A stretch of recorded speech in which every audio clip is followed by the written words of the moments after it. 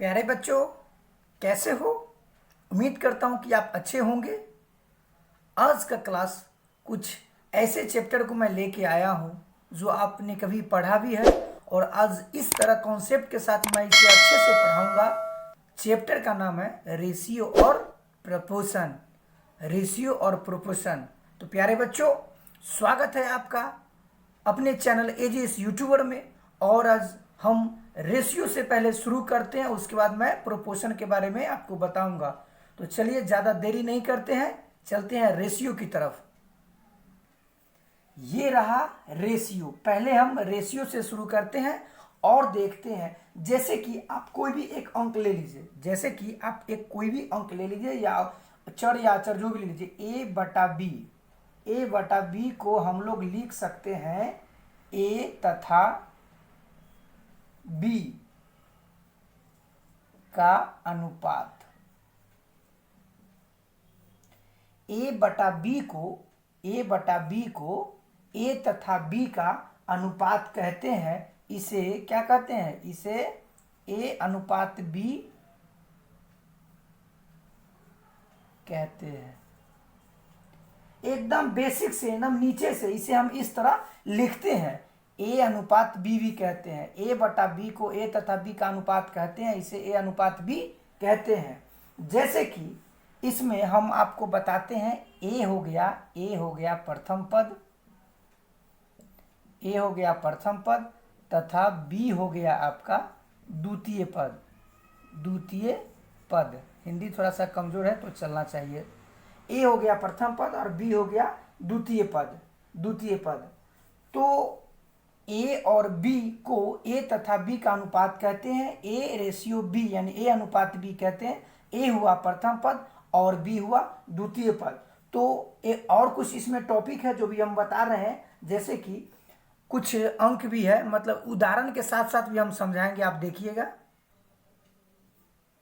उदाहरण में, जैसे कि मैं आपको एक उदाहरण दे रहा हूं, आप देखिएगा। जैसे कि उदाहरण में हम दे देते हैं कि 3:4 एक अंक है। इसको हम लोग लिख कैसे सकते हैं? इसको हम लोग लिखेंगे 3/4 किसी अनुपात के, हम इसमें पहले लिख देते हैं, कुछ पॉइंट हम लिखते हैं, आप लिखिएगा। किसी अनुपात के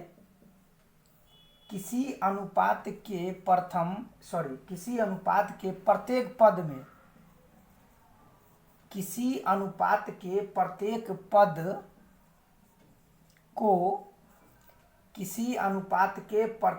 पद को एक ही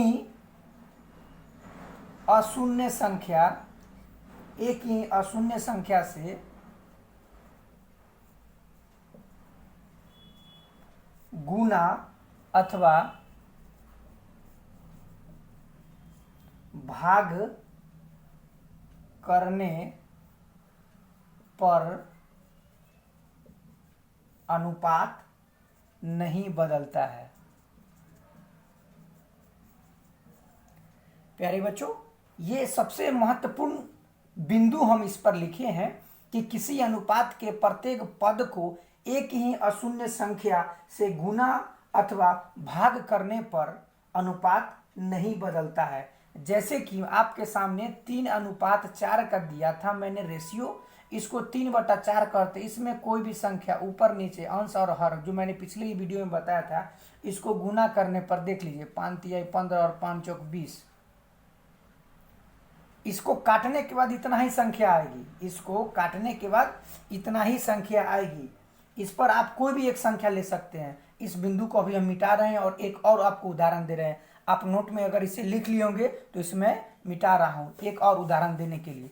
चलिए चलते हैं, एक और उदाहरण देते हैं। आप देख लीजिएगा कि संख्या कोई भी हो, जैसे कि एक संख्या ये भी ले लीजिए कि 25/30। इसको हम लोग लिख सकते हैं ना, 25/30 लिख सकते हैं। ऊपर जिस संख्या से गुना करेंगे नीचे भी उसी संख्या से उसमें गुना कर दिए, तो इसमें हम भाग करके आपको दिखाते हैं, यानी कि भाग। सपोज डैट भाग हम कर दिए, वही संख्या से भाग कर दिए, तो इसको इससे भाग करेंगे कितना हो जाएगा? इसको इससे भाग करेंगे तो कितना हो जाएगा? संख्या 5/6 हो गया। ये दोनों जो संख्या है इसको अगर हम काटते हैं सरलतम रूप में लाते हैं तो 5/6 ही होगा।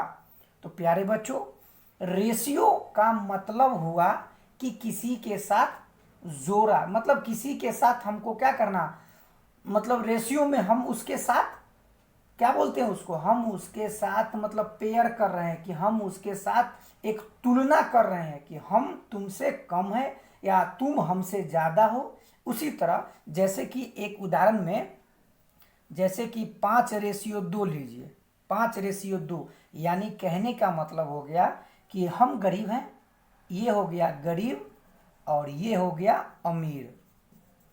एकदम आप समझिएगा, एकदम छोटा सा कॉन्सेप्ट दिए हैं। एक हो गया गरीब और एक हो गया, नहीं दिख रहा है तो लीजिए हम थोड़ा सा और ऊपर लिख देते हैं, जैसे कि 5:10, एक हो गया गरीब, एक हो गया गरीब और एक हो गया अमीर। एक गरीब एक अमीर, यानी 5, मेरे पास 5 और आपके पास 10। कहने का मतलब कि आपसे हमारे पास 5 रुपया कम है, या ये भी कह सकते हैं कि हमसे 5 रुपया तुमको अधिक है। इसका कहने का मतलब हो गया कि रेशियो, एक दूसरे से क्या करना है, एक दूसरे से तुलना करना है, समान के साथ, मतलब कि एक पद को दूसरे पद से हम लोग क्या करते हैं, भाग और गुना के मार्फत से मतलब करते हैं, तो अनुपात नहीं बदलता है, ठीक ना। तो ज़्यादा इसमें हम आप कुछ कह नहीं सकते हैं कि रेशियो को एक कॉन्सेप्ट, एक छोटा सा कॉन्सेप्ट है, आप इसे इस तरह से कॉन्सेप्ट मतलब इसे आप पहचान सकते हैं, और इस तरह इस पर कुछ उदाहरण भी हम आगे देंगे। अब हम चलते हैं, रेशियो के बाद मेरा एक क्या है, प्रपोर्शन भी है। रेशियो के बाद प्रपोर्शन भी है, तो चलिए हम प्रपोर्शन में भी आपको बताते हैं। प्रपोर्शन यानी कि प्रपोर्शन ये हो गया समानुपात, समानुपात, और इसमें मैंने रेशियो का लिखा नहीं लिखा था, मैं लिख देता हूँ रेशियो का अनुपात। अनुपात के बारे में मैंने तो आपको बता दिया। अब हम चलते हैं समानुपात के बारे में। तो समानुपात में होता है कि दो अनुपात की बराबरी, बिंदु हम लिख देते हैं, कुछ बिंदु इसमें है, आप इसको देखिएगा ध्यान से, कि दो अनुपात है ना, थोड़ा सा लिखते हैं, दो अनुपात की बराबरी। कहने का मतलब है कि दो अनुपात की बराबरी को हम लोग क्या बोलते हैं, समानुपात। समानुपात, दो अनुपात की बराबरी को समानुपात कहते हैं। क्या कहते हैं, समानुपात कहते हैं। तो जैसे कि इसमें आप एक उदाहरण आप देख सकते हैं, जैसे कि 2:5 और बराबर 6:15। अब इसमें आप देख सकते हैं कि आप इसके अगर सरलतम रूप में लिखेंगे तो दोनों ही बराबर होगा, दोनों ही बराबर। नहीं तो आप इसको देख लीजिए, 2:5 है, इसको 6 अनुपात है, तो 3 से 3 दूना 6 और 3 5 15। प्यारे बच्चों देखिए, दो अनुपात की बराबरी को ही समानुपात कहते हैं। 2:5 और 2:5 बराबर हुआ, बिल्कुल एकदम बराबर, इसे कहते हैं समानुपात। अनुपात तो आप समझ चुके हैं, और समानुपात में भी आपको लगता है कि कुछ थोड़ा सा कॉन्सेप्ट क्लियर आपका हो गया है कि दो अनुपात की बराबरी को ही समानुपात कहते हैं। इस पर बहुत सारे प्रश्न भी आएंगे, आगे हम चलते हैं। और कुछ एक और बिंदु इसमें है जो भी हम बता रहे हैं, कृपया कर आप लिख लिए होंगे तो मैं इसे मिटा रहा हूं। चलिए मिटा रहे हैं। ये रहा प्रोपोर्शन का दूसरा बिंदु। प्रोपोर्शन का दूसरा बिंदु है कि जैसे कि इसमें आपको कुछ करना नहीं है, इसमें आप लिख लीजिए कि A:B, इसको बोलते हैं हम लोग प्रोपोर्शन, मतलब रेशियो में 2 बूंद और 4 जहां बिंदु देंगे यहाँ प्रोपोर्शन, तो यहाँ पे हो जाएगा C और D। तो हम लोग कह सकते हैं कि हम A और B, इसमें हम लिख देते हैं, आप इसको नोट कर लीजिएगा कि हम A तथा B को बाहरी राशि, A तथा B को बाहरी राशि तथा B है ना, B तथा, सॉरी मिस्टेक हो गया क्या, मेरे से लग रहा है, A तथा D, सॉरी A तथा D, यहाँ से A तथा D और B तथा C, A तथा D को बाहरी राशि तथा B तथा C, हाँ ठीक है, B तथा C को माध्यमिक राशि बोलते हैं। B तथा C को क्या बोलते हैं, माध्यमिक। B तथा C को बोलते हैं माध्यमिक राशि। ये एकदम मोस्ट इंपोर्टेंट बिंदु है प्रोपोर्शन का, इसको आप कॉन्सेप्ट में एडजस्ट कर लीजिएगा कि ए का साथ डी से और बी का हो जाएगा ये, या इसको हम लोग ऐसे भी लिख सकते हैं एक छोटा सा कि ए बटा बी, और इसमें लिख सकते हैं सी बटा डी, क्रॉस गुना कर सकते थे, इसको हम लोग लिख सकते हैं कि ए डी गुना बराबर लिख सकते हैं बी गुना सी। ज़्यादा कुछ नहीं करना है प्यारे बच्चों, एकदम बाहरी राशि का गुणनफल बराबर होता है माध्यमिक राशि का गुणनफल, यही हुआ, बाहरी राशि का गुणनफल बराबर माध्यमिक राशि का गुणनफल। प्यारे बच्चों, मैं उम्मीद करता हूं कि आप रेशियो और प्रोपोर्शन का थोड़ा सा मैंने आपको कॉन्सेप्ट दिया, आपने क्लास बहुत भी किए होंगे, आपको पता है, तो मैं थोड़ा सा हिंट्स दिया हूं ताकि आपको और कॉन्सेप्ट क्लियर हो जाए। तो अब हम चलते हैं कुछ और रेशियो और प्रोपोर्शन में 2-4 बिंदु और है जिसका मैं आपको बताऊंगा बेसिक से। तो ऐसा है कि रेशियो और प्रोपोर्शन का कुछ मैंने आपको कॉन्सेप्ट दिया है, और अगले भी क्लास में और टॉपिक दूंगा और प्रश्न के साथ भी रहूंगा। तो इसमें क्या है कि 1-2 इसमें हम उदाहरण भी आपको देते हैं, आप उदाहरण देखिए, जैसे कि ए रेशियो बी का मान है 3:4। प्यारे बच्चों आप देखिएगा, ज़्यादा नहीं 1-2 उदाहरण आपको दे रहा हूं ताकि मैं फिर आगे अगले भी वीडियो में इस तरह और लाऊंगा और भी कॉन्सेप्ट क्लियर करूंगा। ए और बी का मान दिया हुआ है 3:4 रेशियो, ठीक है। उसके बाद बी और सी रेशियो का मान दिया हुआ है 8:5। आपसे पूछ रहा है कि A ratio B ratio C का मान क्या होगा।